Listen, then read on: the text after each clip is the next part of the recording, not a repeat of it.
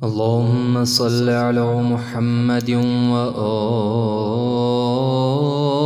محمد. بسم الله الرحمن الرحيم. بسم الله كلمة المعتصمين ومقالة المتحرزين.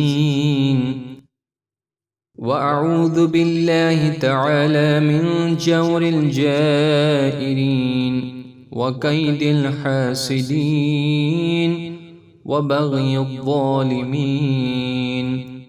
وأحمده فوق حمد الحامدين.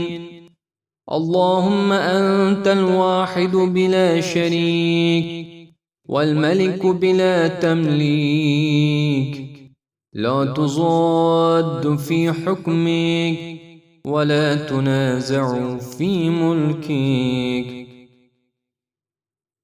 أسألك أن تصلي على محمد عبدك ورسولك، وأن توزعني من شكر نعماك ما تبلغ بي غاية رضاك، وأن تعينني على طاعتك ولزوم عبادتك واستحقاق مثوبتك بلطف عنايتك، وترحمني بصدي عن معاصيك ما أحييتني، وتوفقني لما ينفعني ما أبقيتني، وأن تشرح بكتابك صدري وتحط بتلاوته وزري، وتمنحني السلامة في ديني ونفسي،